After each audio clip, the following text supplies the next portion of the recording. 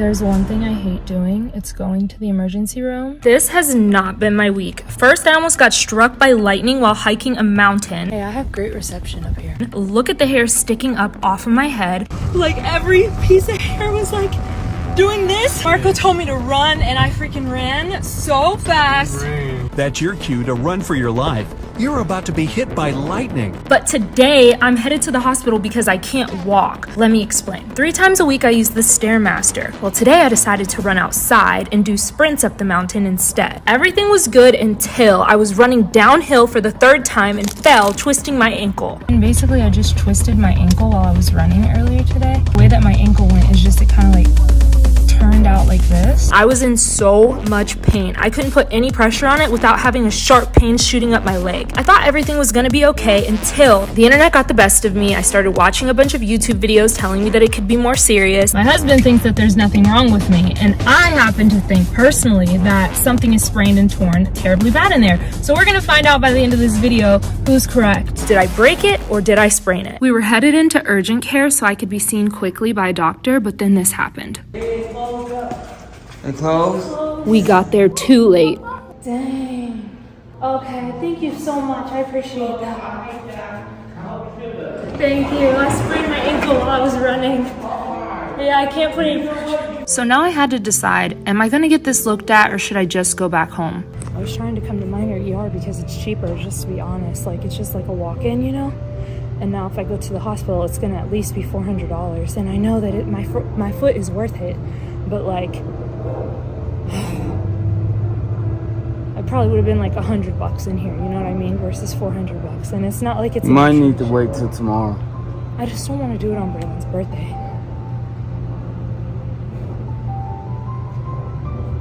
I don't want to go sit at no hospital, babe. I think maybe you just drop me off. I know you Is don't. it that bad? I can't put any pressure on this at all. My gut feeling just said go to the hospital. The last thing you want to do is pay tens of thousands of dollars for a surgery when you could have just had it taken care of as soon as it happened. When I got there, they immediately put me in a wheelchair. And then the doctor ordered x-rays of my foot and ankle. I hope I didn't do anything too serious. I got my x-ray and they said that it was going to be like 20 minutes for them to get it back. And it's been like an hour or more. So, the radiologist really didn't give me any cues or signs about if he thought it was bad or not. And I'm just kind of waiting here trying to figure out what's going on. Marco's outside waiting with the kids. They said that it might be 3 to 4 hours, and I think they might be right because it's about 2.5 now. Anyway, I can't complain, guys, because this is the hospital that saved Braylon's life, so love them here. I just want to go home, and I want to be able to walk again. Turns out my worries took me on a little bit of a wild ride. Good news is my foot isn't broken, it's just a sprain. That's good to know. My husband said he didn't think anything was broken either. No, yeah, but it's always good to get checked at least. Yeah, because it hurts so bad. I think because it's fresh. Yeah, it's real tender, so, yeah, I guess you could call it a sprain. But that's nice, nothing's broken, nothing's torn or anything. Right. Okay, good. Is it clear? I'm clear. I ran into the guy I was speaking to for the last 3 hours while I was in the waiting room awaiting my results. He did freak me out a little bit because he kept telling me about how he broke his ankle and it was really causing me a lot of anxiety, but he was a breath of fresh air and he helped the time go by faster. I know, it was so nice to meet you. But then I looked up and it was time to tell my husband the truth. You're so beautiful and I follow you. Oh my god, thank you. Thank you guys so much for waiting for Mama. Is your leg fine? Can you walk? Are you guys okay? Okay, so that took probably how many hours? 2 or 3? 3 hours. I got an x-ray and basically they said that I sprained my ankle and I should be good to put pressure on it today. And that I will not, nothing inside of it is shattered or broken.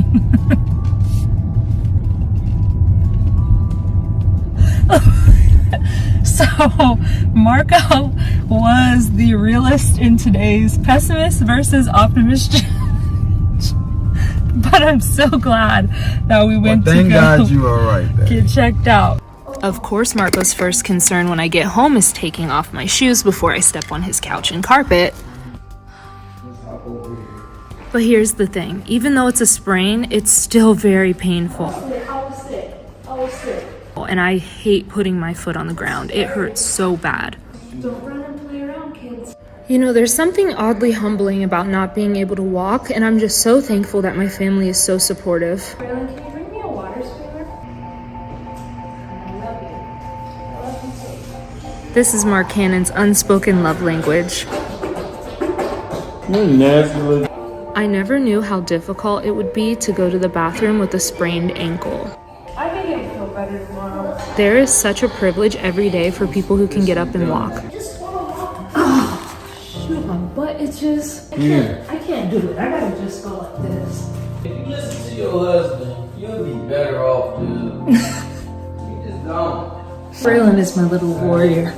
And it's his birthday today. Looking at me all broke up and stuff. It's not officially his birthday on the West Coast, but it is on the East Coast, and he's an East Coast baby, so he's officially 14 years old. My baby, I love you so much. Yeah, I don't really know what I want. I mean, I pretty much got everything I wanted and stuff, you know? Everything paid for me with my medical bill stuff, but like also, I don't really know what I really want.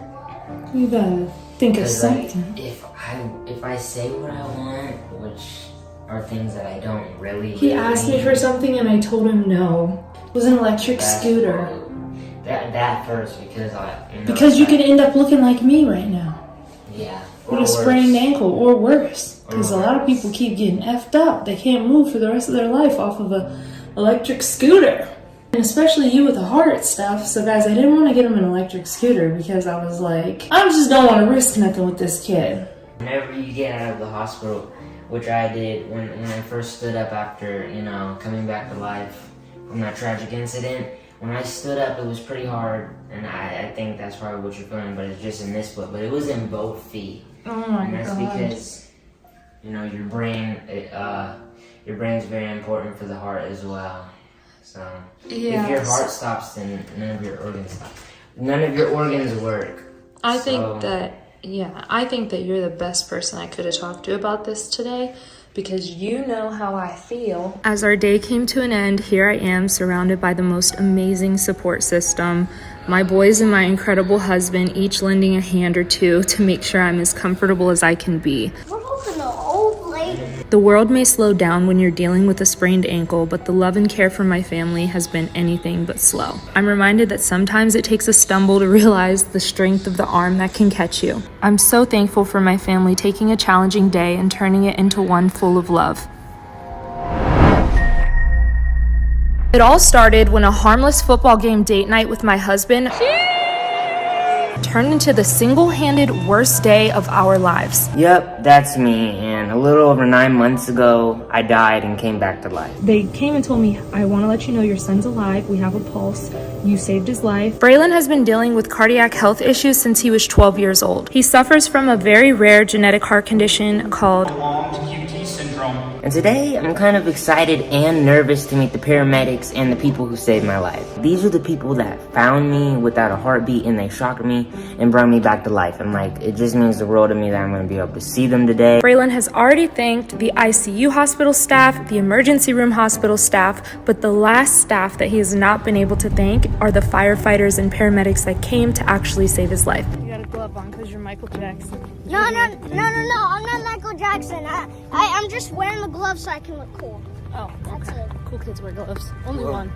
The fire department invited us to come to their annual awards and recognition ceremony. They said that they had an award for us. We told them that we would not miss it, and that's what we're walking into now. I can tell that Braylon takes after me, and he's kind of nervous. We were given an opportunity that we could speak, but we don't have to. So I'm curious to see if Braylon's going to take the mic or not. We invited our close family to come celebrate with us. So my mom's here, Marco's mom, as well as my Nana and Papa. How you feeling, babe? I am feeling overwhelmed, but we are making it through. We sort of overcommitted ourselves this day. This banquet starts at 2 p.m. and we have a flight that leaves to California at 5 p.m. So we're kind of on a time crunch. Well, we are on our way inside. We're so excited. Cannon just skid my toe with his shoes. I hope you're alright. amazing just to see these people again. Well, it's gonna be Braylon's first time seeing the people who rescued him. Isn't that crazy? I can't wait. Wow, this is way more people than I just spoke in front of a few weeks ago. The nerves are definitely starting to kick in.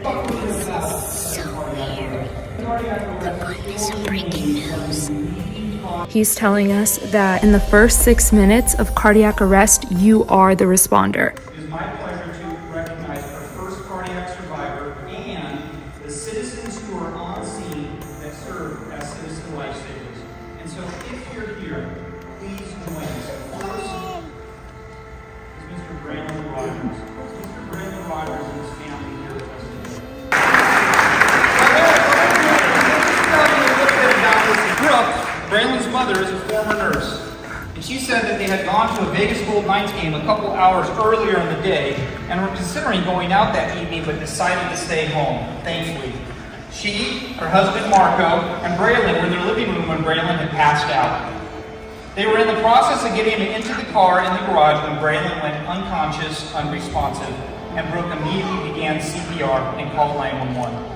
She said her phone had gone dead while speaking with dispatch, so her husband took over compressions while she retrieved another phone to recall 911. They both continued CPR until the crews arrived to take over care. Brooke stated that Braylon had a similar incident in March of 2022, where he'd been diagnosed with prolonged QT syndrome and been treated with medication. After this incident, Braylon spent 7 days in the hospital where he had an implanted internal cardiac defibrillator placed. Brooke stated they have a lot of family history of prolonged QT, including grandmother, father, and brother, and who unfortunately passed away 2 months ago. Oh, good. With that, I'd like you to please acknowledge Braylon, our citizen lifesaver, Marco and his wife, and the crew. Congratulations.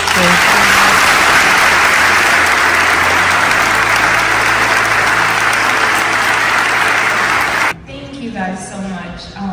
This is such a blessing, and it's just so surreal to be in front of you guys today. Just knowing that if it wasn't for this team right here, our son might not be alive. So we are so very grateful for you. This is my son's first time actually seeing and meeting the people who took over and saved his life. He met the other ones in the hospital, but these are the ones whenever you were unconscious. So I don't know if there's anything you'd like to say, but just so thankful for everyone in the city of Henderson and the firefighters. You guys are so great.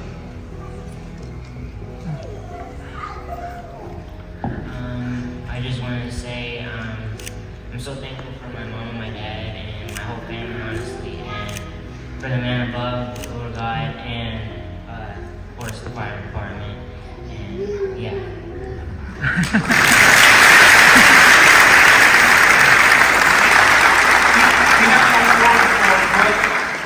As well as for Marco, so if we can present the Citizen Lifesaver Award to you. We appreciate your efforts. I cannot express how full of gratitude that we are for receiving the Citizen Life-Saving Award today. It's just a reminder that in moments of crisis, ordinary people can rise and become extraordinary heroes.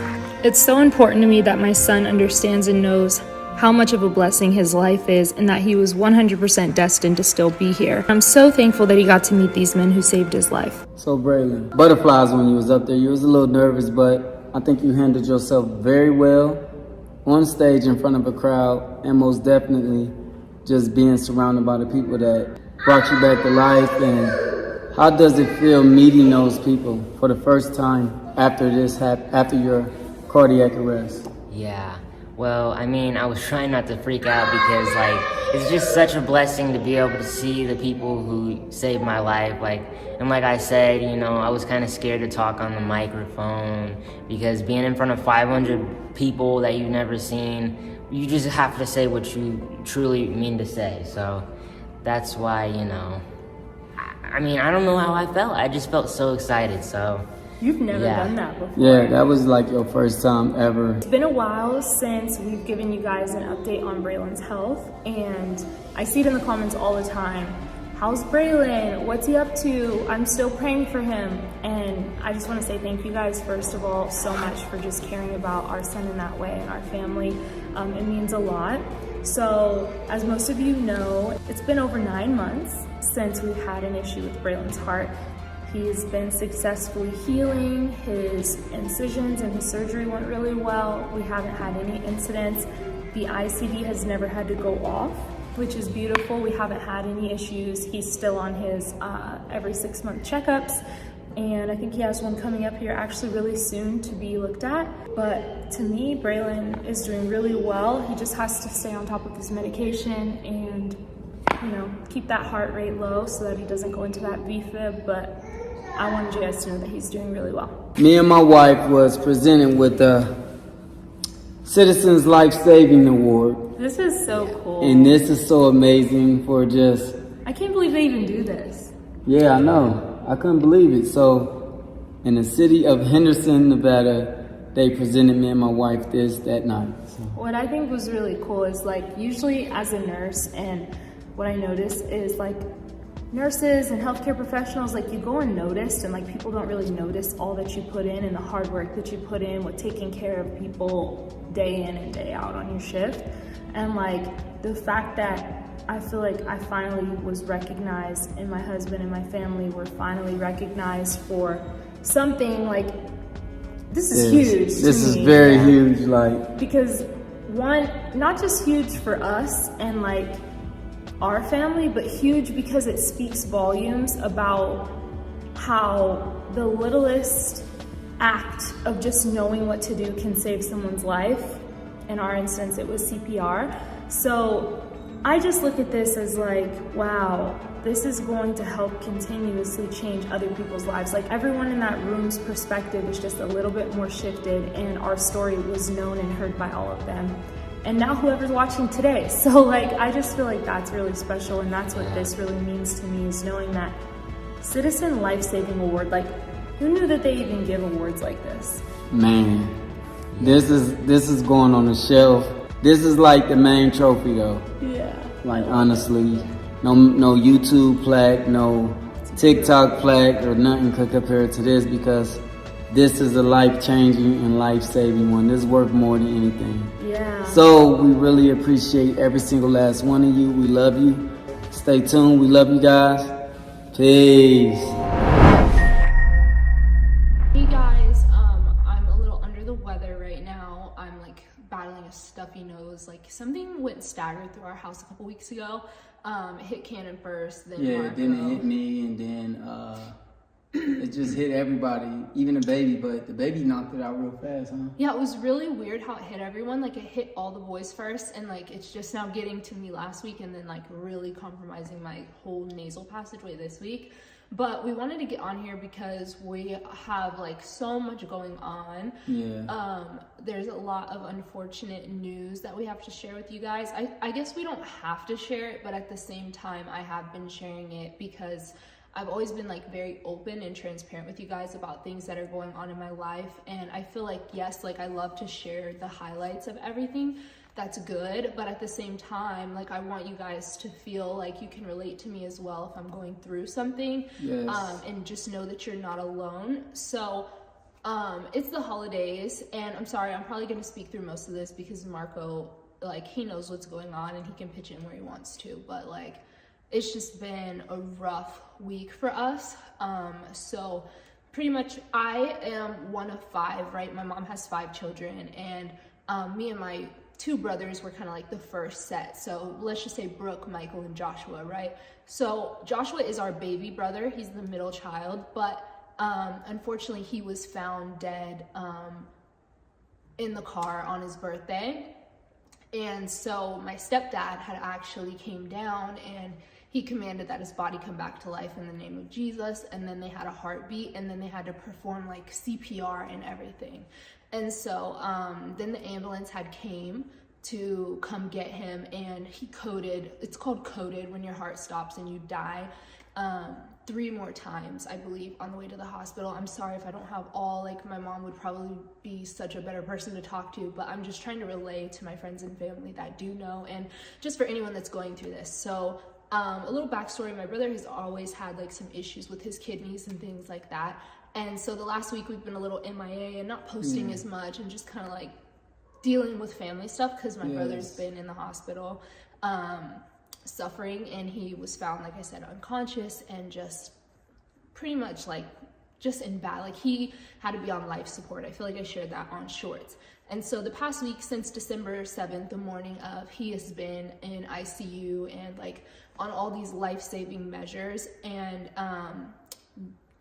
unfortunately, like he's young, and the doctor said like he would probably bounce back because he's young, but because he already had like all these kidney issues and things, unfortunately his kidneys started to fail. And with that being said, like his urine output was very, very little. It's usually supposed to be 30 cc's an hour. He's putting out like 10 cc's a day. So he's just laying there on life-saving measures, swollen and huge and just really not himself. And then it was confirmed because it had been told to us that he was most likely not brain dead based on diagnostic reports like EEGs and MRIs. But the doctor said based on assessment, he does believe that there is a level of brain damage. So where we're at now, this is about a week later, right? Yeah, like a week later. My brother is pretty much ready to go home. I'm sad, obviously, because like I feel like he just turned 25 years old. He just turned 25 on his birthday, and I feel like he had a really incredible future ahead of him, and like he's just a very special kid. He lit up the room in a different kind of way, and he's just always been so strong-willed, and like he's lived a really great life. He's definitely done everything that he's wanted to do up to this point, and I've always believed the best for him, and unfortunately, you know, the devils just try to snatch his life, you know what I mean? And unfortunately, it's looking like that's where it's gonna go. And I'm sorry if I sound insensitive or like I don't mean well, or if I'm not crying. It's not because I am not sad. She's been crying for like, days and days and days, and we've been crying for days, and just I'm trying to comfort my wife. You know, that's our little brother, even though he's laying on his deathbed right now. And I'm trying to keep the family comfort, keep my brother, you know, her brother's comfort, you know, her family's comfort and everything. Sorry, the phone had died. We're gonna try to do this before the light goes out. But yeah, Marco's been just nothing less than a supportive husband. He's been by me. I've been having a lot of like panic attacks, anxiety at night, and I just have to hold her even tighter at night. You know, it's just, you know, a very unfortunate situation. And I try to tell my wife, you know, God have as many reasons for doing certain things that we won't even understand. So it's like we only understand it when we get to the other side. Honestly, guys, like, you know, I always wonder, like, I've never wanted to be in this position, but like I always have been like, what if like it comes down to like life support or death? And like I never thought that we would be in a position to where you have to like say, okay, it's time, like I don't want this person to be in pain anymore. Like they look like they're literally dying while they're there, and they're just begging to get out of this suit and go be with Jesus. And my brother is just, I mean, there is a slight chance that a miracle can happen. And honest to God, he would be the biggest walking testimony if that happens. And I've always believed that he was going to be a pastor. That was like something that was told to my mom very long time ago, that she always believed that he was going to be a pastor. And it would be an incredible testimony if he has a full-blown recovery. But like, just like being honest with myself, it's so much having this little ounce of hope that he's gonna be okay, and then the next day, oh, he's gonna die. The next day, oh, he might be okay. The next day, he's gonna die. And we've pretty much came to the conclusion that he is gonna pass, because he just, I mean, he's swelling up. He's on dialysis all day long. His kidneys completely stopped working. I'm so thankful for you guys. I mean, within an hour, I shared that my brother's kidneys were failing, and I had so many people offering to donate a kidney. Unfortunately, I mean, I'll reach out, I think, if like it's necessary, and it would be something that I think you guys could help with. But honestly, at this point, with the brain damage, and he suffered so much trauma to his lungs and things like that, I just don't know, you know, I don't think it's a waste, but I just don't want it to, you know, someone to go through that and then it not turn out like life-saving, because I'd rather you give it to someone that has a better chance at survival, because at this point my brother, he's pretty much gone. I personally believe he's already went home to be with Jesus, and he's just waiting for the vitals to stop at this point. It's really tough to like talk about. I feel like I keep going through these weird like grieving stages where like one moment I'm hysterical, hyperventilating, can't think, like I keep seeing him everywhere. I see him when I'm at the grocery store, I see him when I'm driving the car. I feel like I keep seeing him in people and just hoping and wishing that it'll be him. Like Marco said, he's only 25, so it's really kind of devastating to have to bury and cremate your younger brother. But I do believe that the reason why my mother gave him the nickname Ace is because, unfortunately, yes, he's the first to go on his way out, but he's the best card. And I can't wait until we get to see him again and, you know, spend the rest of eternity with him. Like, it's not gonna be, forever. Like, he's not gone forever. He's just gone for now, you know? And that's just kind of like what we've been going through. It's really sad. So if anyone relates to this, or you know, you're getting ready to lose someone around the holidays, or you have lost someone around the holidays that was really close to you, don't worry, you're not alone, because this is the first. I have a very small family. I only really have my mom, my brothers, my grandma, and I've never lost anybody close to me. So this is about as close as it can get, and I know God has his reasons for everything. Sometimes we'll never understand, but I know that my brother's in a better place, and he's gonna be okay. So I have peace with that. I know that he's gonna be okay. I know that there's nothing anyone could have done to make a different outcome for this, and yeah, it's unfortunate, but our family has each other. Like I said, we're very close knit. We're very open and honest about our feelings, and we've been through so much traumatic in our life period that I feel like we were kind of built for this. So yeah, I don't mean to like leave this off as anything negative. I don't want to like dampen your guys' day, but I do thank you all for your prayers if you have been praying. Thank you so much. Please pray for my family and my wife and their family. Yeah. So we asking you guys to really just, you know, help us on this. Yeah, pray if you want to that a miracle can happen. I feel really weak. Like, I don't want to have any hope at this point because I keep getting let down, and I don't want to have false hope. But if you guys feel it in your heart to pray, I still do every night for him. But pretty much what's gonna happen is tomorrow he is gonna, like, we signed off on the orders for hospice to stop all life-saving measures.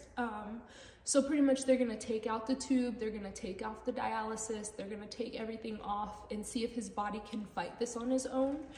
And if he can, then that's incredible. I'm hoping to God that he can, but if he can't, then he's just gonna have a very peaceful death, and he's not gonna be trapped here anymore. Cause like, imagine like what a horrible way to live your life like that. So we don't want him to be in pain, we don't want him to be stuck, and we don't want him to be vegetated and sad and just here, you know. So that's where we're at with him. And you know, God is good. I still praise him in the storm. I'm still a believer, and I will never let my faith be shaken because I know that God is good. But it's really hard, you know, to deal with something like this around the holidays. So we will be back. We have lots of things, like my aunt's coming in town, and that's really good. And my baby cousin Hunter and Chris are coming. I'm really excited about that. And honestly, guys, we haven't even went Christmas shopping yet. Like, we're so behind because we've just been so focused on, 2 days ago we thought that he was gonna wake up and be able to spend Christmas with us. So we've been like, literally, I've been going there every single day hoping that he would wake up and remember who I was, who my mom was. My mom set up like his Christmas stocking and like a family portrait, so if he woke up he would remember. But unfortunately, his brain is just like, thinking not here. So, yeah, we have a lot of good things coming, and I believe 2023 is gonna be a good year. And I'm just praying for you guys as well, that for your safety, for your health, for your families, because I don't want to see any more lives stolen before the new year and into the new year. I love you guys so much. I'm sorry it's super dark here. Hopefully the video still turns out okay. But let us know, like, if you want more sit down and talk videos like this with us. Yes, this is real life, and this is just this is a rough patch in our life, and they won't always be sad. Yes, and we're gonna get through this, okay, babe? Yeah. Thank you guys for tuning in. I love you guys. We love you. We'll see you on the next video.